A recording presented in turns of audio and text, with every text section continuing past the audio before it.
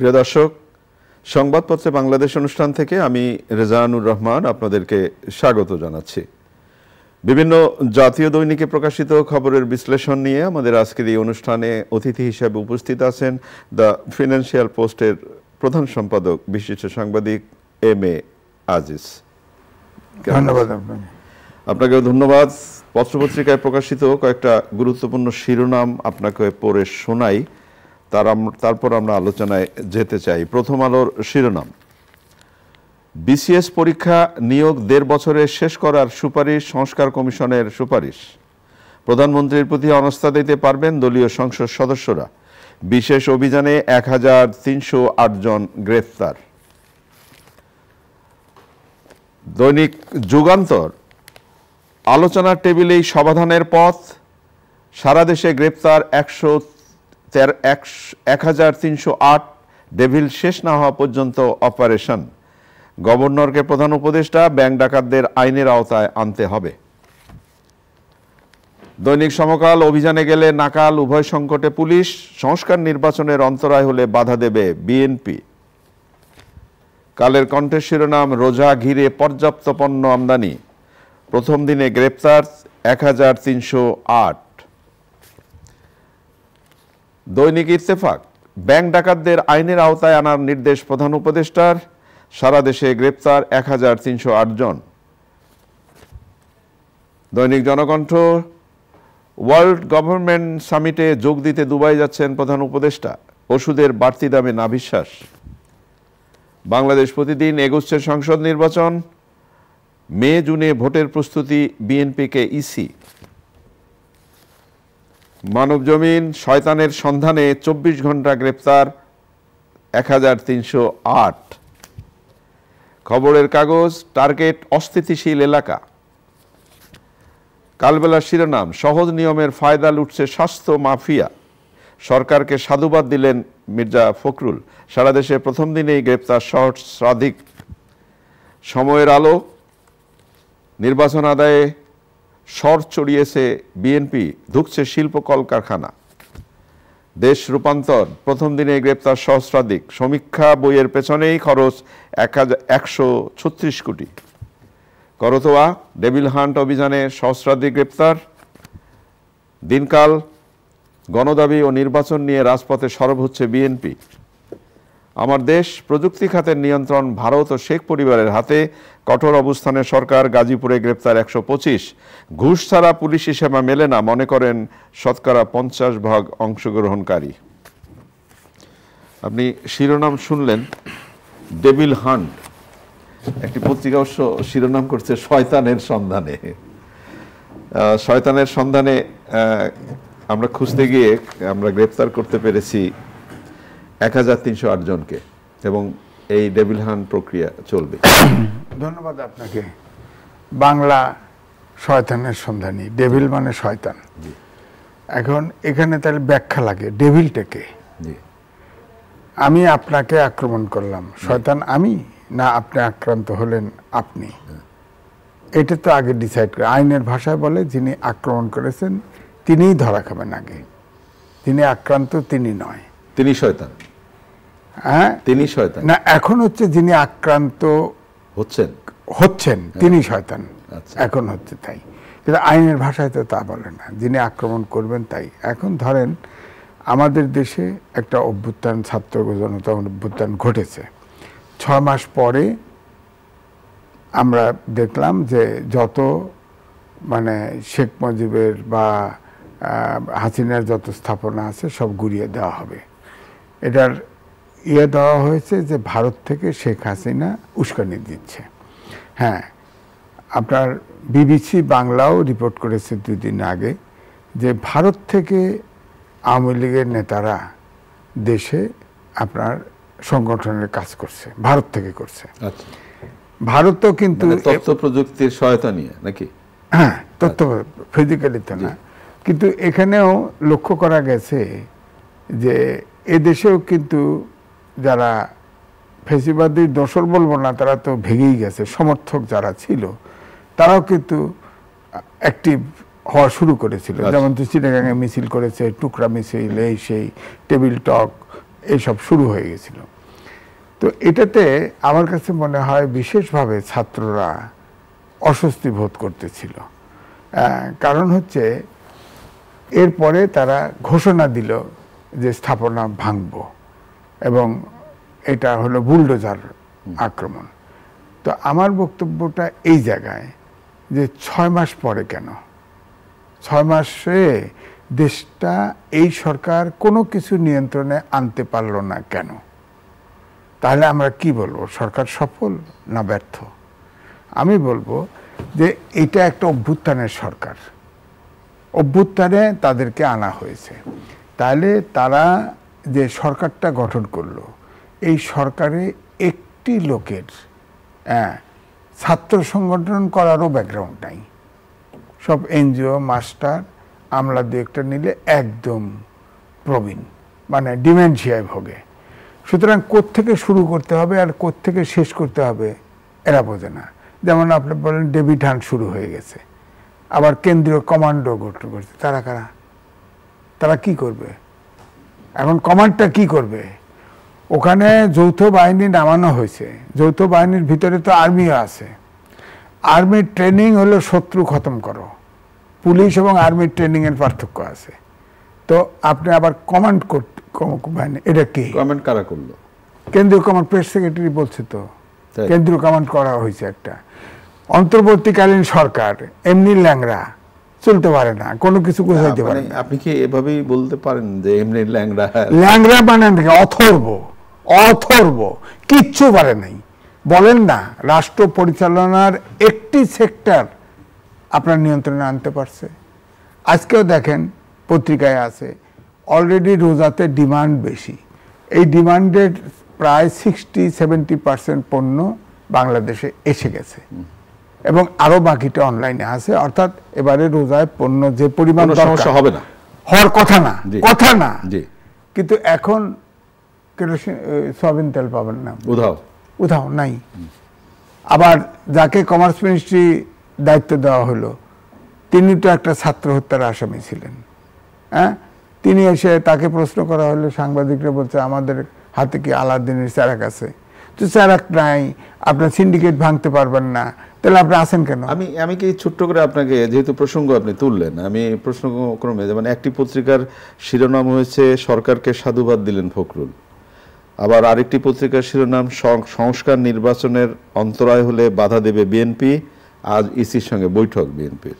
আবার আরেকটি শিরোনাম হয়েছে শান্তি ফেরাতে সরকার সফল, প্রেস সচিব শফিউল ইসলাম বলেছেন। তাহলে কি দাঁড়ালো? শান্তি তো দাঁড়ালো হলো যে, ধরেন ফখরুল ইসলাম আলমগীর সাহেব, আমি রিপোর্টটা পড়ে দেখলাম, তিনি যেটা বলতে চেয়েছেন আমেরিকা থেকে আসার পরে নেমেই তিনি অনেকগুলো প্রশ্ন অ্যাভয়েড করছেন যে আমরা জানি না এটা। আর যেটা সরকারের এই আপনার যে কি আপনার শয়তান মারা আছে, এইটার ব্যাপারে বলছে। কারণ তিনি আমার মতোই বলছে যে সরকারটা তো 6 মাস ক্ষমতায় আছে, যৌথ বাহিনী অনেক আগে কিন্তু আপনার ম্যাজিস্ট্রেসি পাওয়ার আর্মিকে দেওয়া হয়েছে, যৌথ বাহিনী আগেই নামানো হয়েছে। আপনি বলেন তো দেখি, যৌথ বাহিনী কয়টা অস্ত্র উদ্ধার করছে? কয়টা অস্ত্র? আপনার 5 আগস্টের পরে প্রায় 60% থানার থেকে অস্ত্র লুট হয়ে গেছে, গাড়ি ঘোড়া পোড়ায় দেয়, থানা পোড়ায়, থানা আর্মি গার্ড দিয়ে, বিএনপি জামাতের কর্মীরা গার্ড দিয়ে, নেতা কর্মীরা গার্ড দিয়ে এই থানাকে রক্ষা করার চেষ্টা করছে। তো এই অস্ত্রগুলো কোথায়? আর্মি চিফ বলেছেন 662 জন সেনানিবাসে আশ্রয় নিয়েছে, তারা কোথায়? এই যে 1308 জন গ্রেপ্তার হয়েছে, 8 জন শয়তান গ্রেপ্তার হয়েছে, সব পত্রিকায় একই ফিগার। তার মানে এটা সাপ্লাই করা ফিগার। অর্থাৎ সংবাদপত্রের তো সব করসপন্ডেন্ট, বড় পত্রিকায় অন্তত আছে। ধরেন বড় বড় পত্রিকাগুলো তো স্বাভাবিক, তারা তো নিজেরা সংগ্রহ করতে পারতো। তাহলে তো সংখ্যা 2-4টা হেরফের হওয়ার কথা ছিল, সব সংখ্যা এক।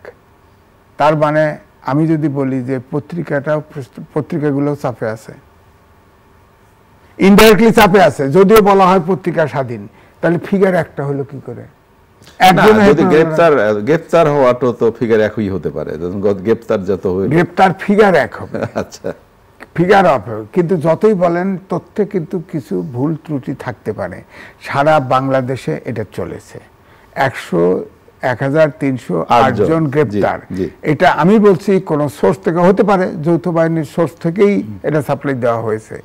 তো আমি এই জন্যই বলছি যে এই যে সরকার যদি 6 মাসে সরকারটাকে মানে সরকার পরিচালনার যে সেক্টরগুলি আছে, অঙ্গগুলি আছে, রাষ্ট্র প্রতিষ্ঠানগুলি আছে, এগুলো যদি গোছাইতে পারতো তাহলে তো এই শয়তান মারা লাগে না। কারণ আমরা তো মানবিক বাংলাদেশে যেতে চাচ্ছি। অভ্যুত্থানটা ঘটছে ছাত্রদের জনতার দাবি ছিল। আমি আগেও আপনাদের এই টেবিলে বলছি যে মুক্তিযুদ্ধের দাবি যা ছিল, ভাষার তারতম্য আছে, ছাত্র জনতার দাবি কিন্তু একই। হ্যাঁ, একই।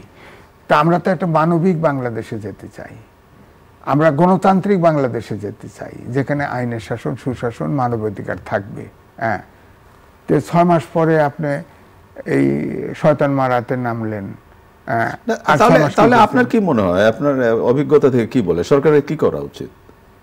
এখন কিছু করার উচিত না। এখন সরকার একেবারে মিনিমাম সংস্কার করে, প্রধান উপদেষ্টা বলছে না, রাজনৈতিক দলগুলো যতটুকু মানে ততটুকু নিয়েই নির্বাচনে যাব। সবাইকে এখন রাউন্ড টেবিলে ডাকুক, সংস্কার কমিশনের রিপোর্ট দিয়ে দিছে 6টার, আর নিয়ে বসুক, ওটা নির্বাচন রিলেটেড, বসে এক এক করে পড়ুক, যেখানে ইয়েস ইয়েস, যেখানে নো নো, সাথে সাথে শিডিউল দিয়ে দেন। আর কালকে বিএনপির টিম ইলেকশন কমিশনের সাথে দেখা করছে, তারা তো বলছে জুন জুলাইতে আমরা প্রস্তুত, অর্থাৎ রেডি। হ্যাঁ, আগে বলেছিল যে প্রধান উপদেষ্টা যেটা চাইছে এই মাসের ডিসেম্বর, নাহলে এই বছরের ডিসেম্বর, আমরা সেইভাবে রেডি হচ্ছি। হ্যাঁ, এবারে তো বিএনপির টিম দেখা করছে, বলছে না আমরা জুন জুলাইতে প্রস্তুত আছি। তো প্রস্তুত আছে, গরম, আবহাওয়া খারাপ, তাতে কি হয়েছে? দেশই তো চলে না, তো গরমে আমরা ঘামলাম, অসুবিধা কি? ঝড়ে পড়লাম, ভোট দিলাম, সমস্যাটা কি? দেশ তো বাঁচাইতে হবে। এবং আগামী ডিসেম্বর পর্যন্ত যদি এই দেশ যায়, আমার ধারণা এটা সিরিয়াতে রূপ নিতে পারে। না, কি বলতে যাচ্ছে? হ্যাঁ, ফেয়ার স্টেটের দিকে চলে যাবে। এখান থেকে কোনো রাজনৈতিক দল নির্বাচন করে ক্ষমতায় আসলেও এটাকে সেলভেজ করা কঠিন হয়ে যাবে। সুতরাং এক্ষুনি যত দ্রুত সম্ভব রাজনীতিবিদদের কাছে ক্ষমতা ছেড়ে দেওয়া উচিত। এনারা ব্যর্থ, এনারা পারে নাই। মির্জা ফখরুল ইসলাম আলমগীরের আরেকটি শিরোনাম হয়েছে পত্রিকায়, আমরা যেন হাসিনার ফাঁদে পা না দিই। হ্যাঁ, হাসিনার ফাঁদে পা মানে যে তিনি উস্কাচ্ছে, আর আমরা সাথে সাথে অ্যাকশনে যাচ্ছি। আমরা তো দেশ বলছে না, এর ডিটেল আছে যে দেশটা তো আসলে নিয়ন্ত্রণে নিতে হবে, দেশটা পরিচালনা সঠিকভাবে করতে হবে, তাহলে তোর ফাঁদে পা দেওয়া লাগবে না, তার কাছে সে যা সে তাই করতে থাকুক। হ্যাঁ, ভারতের মিডিয়া আগ্রাসী ভূমিকা নিছে, এটা ঠিক। এবং আপনি দেখেন, যেটা বলছিলাম যে আওয়ামী লীগের একটি সংগঠক গ্রেপ্তার হয় নাই, একটিও না। উদাহরণ দিতে পারেন, যারা হয়েছে সব হার্ড প্লেয়ার, হাইব্রিড জাতীয় সংগঠক যারা। আপনি দেখেন হাসান মাহমুদ আর জোনায়েত আহমেদ পলক, দুইজন একসাথে এয়ারপোর্টে ঠ্যাক খাইল, পলক জেলখানায়, হাসান মাহমুদ বাইরে যা আওয়াজ মারতেছে। আপনি কি এটা মনে করেন এটা সমঝোতা? সমঝোতা হয় মালভানি দিয়া, না হলে কোনো জায়গার থেকে বের করে দেওয়া হচ্ছে। আপনি বলেন তো, ধরেন আমি ধরে নিলাম, ধরেন শেখ হাসিনা যেদিন পালিয়ে গেলেন, তার আগে কিন্তু তার পরিবারের একটা লোকও থাকে নাই, সব একজনও গ্রেপ্তার, সব চলে গেছে আগে। তার মানে তিনি ইঙ্গিত করে, তোরা বিপদ আসতেও পারে, বলা যায় না, তোরা কেটে পড়, নিশ্চয়ই বলছে। আর নাহলে একটা সিগন্যাল না পাইলে সবগুলো লোক বাইরে গেল কি করে? একটা না একটা লোক তো ধরা পড়তো, দেশে পড়ে নাই, অথবা দেশে ছিল, তাদেরকে পার করে দেওয়া হয়েছে কোনো প্রসেস থেকে। ধরেন শেখ হাসিনায় যে নিরাপদে সুন্দর হেলিকপ্টারে চলে গেল, কে পাঠাই দিল? এটা কি সরকার একটা কথা বলছে? এই সরকার আপনার 626 জন সেনানিবাসে আশ্রয় নিছে, তারা কারা? সরকার বলছে? বলছে যৌথ বাহিনী বানাই দিলাম, ম্যাজিস্ট্রেসি পাওয়ার দিলাম, থানাগুলোতে যে অস্ত্র লুট হয়ে গেল, অস্ত্র কোথায় দাও বলতে পারছে? ফাঁকা আওয়াজ দিয়ে তো দেশ চলে না, এনজিওর মতো ফাইল ওয়ার্ক করে তো দেশ চলে না। দেশ চালাইতে হলে বুঝতে হবে, ধরেন যে পুলিশ আজকে পত্রিকার শিরোনাম আছে যে পুলিশের অভিযানে গেলে নাকাল উভয় সংকট তো বটেই, উভয় সংকট বটে। আপনার গতকালকেও 5-6 জন পুলিশ গ্রেপ্তার হয়েছে, তারা নাকি কি গুলিগালা করছে। তাহলে যদি এইটা চলমান রাখেন, পুলিশ আরেকজন ভয় পাবে না যে আমার কোন কাজ কোনটা করবো, ফেসিবাদের দোষর জেলখানায় ঢুকা। তো এটা তো শুরুতে করতে হইতো, তদন্ত করে। ইউটিউব আছে, মাস মিডিয়া আছে, ইমিডিয়েটলি মানে ফার্স্ট প্রায়োরিটিতে প্রশাসন এবং আইন শৃঙ্খলা বাহিনী সরকার চালাতে লাগবে, এটা বাদ দিয়ে তো চালাতে পারবেন না। আপনার তো আর্মি তো ব্লাইন্ড সাপোর্ট দিচ্ছে আপনাকে, তো আপনি আর্মি তো পাচ্ছেন। আপনি ধরেন পুলিশ গুলিগালা করে মানুষ মারছে, হ্যাঁ, তো যারা গুলি করছে তাদেরকে ধরেন, অনুসন্ধান করে দ্রুত।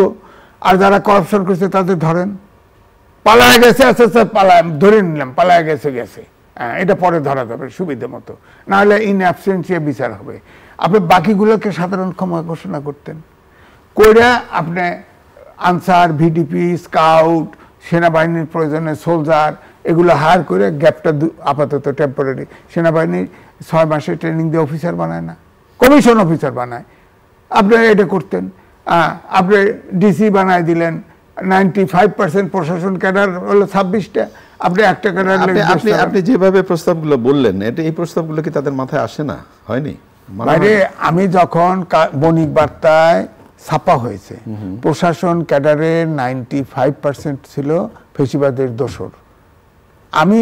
আমার ধারণা সরকারের কাছে পৌঁছাইছে কিনা জানি না, আমার কাছে অনুমান হয়েছে যার কাছে পাঠাইলে পাইতে পারে, আমি তার কাছে কপি দিয়েছিলাম। কাজ হয়েছে কিনা একেবারে শেষের দিকে আমরা এই শহরে, যে শহরে বসবাস করি, একটি দেশের রাজধানী শহর, মানে পানি স্রোতের মতো, কোথাও যদি একবার একটু আটকে যায় যানজট, তাহলে হয় কি সারা শহরটা কলাপস হয়ে যায়, একদম বন্ধ হয়ে যায়। তো এই সময়ে সময়ে এই কলেজ সেই কলেজ, গতকাল 2 কলেজের মধ্যে, আইডিয়াল এবং সিটি কলেজের মধ্যে আবার ভাইয়ে ভাইয়ে কি মারামারিটা হলো, কিন্তু মাঝখানে কিনিপিগের মতো এই দেশের, এই শহরের মানুষ রাস্তায় বসে হা করে শুধু দেখলো।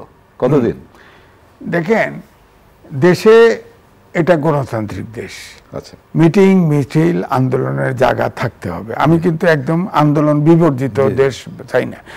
যখন খুশি তখন শুরু করব না, যখন খুশি না। এর জন্য এখন প্রয়োজন, যেটা আগে পল্টন ময়দান ছিল না, আপনি দেখেছেন না, এখন কোথাও মিটিং করার জায়গা আছে? কোনো জায়গা নেই। আপনি জায়গা নির্ধারণ করেন, মিটিং করতে দেন, জায়গা দেন, জায়গা নির্ধারণ করেন। শিক্ষার্থীরা যে কাজটি করলো ওটা তো মিটিং না, ওটা তো ওরা যে কাজটা করলো না। এখন শিক্ষার্থীরা দোকানে গেলে আমি ছাত্র, আচ্ছা, আজকে একজন গল্প করলো যে আমার ছেলে গাড়ি চায়, গাড়ি গাড়ির তো ইয়া হয় নাই, ট্যাক্স দেওয়া হয় নাই, বাকি আমি ছাত্র, সমস্যা নেই, গাড়ি নিয়ে চলে গেছে। তো ব্যাপারটা তো ওরকম। অনেক ধন্যবাদ আপনাকে, আপনি খুব হাসতে হাসতে অনেক কঠিন কথা বললেন। প্রিয় দর্শক,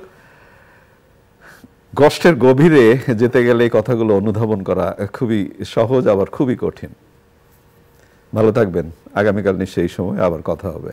খোদা হাফেজ।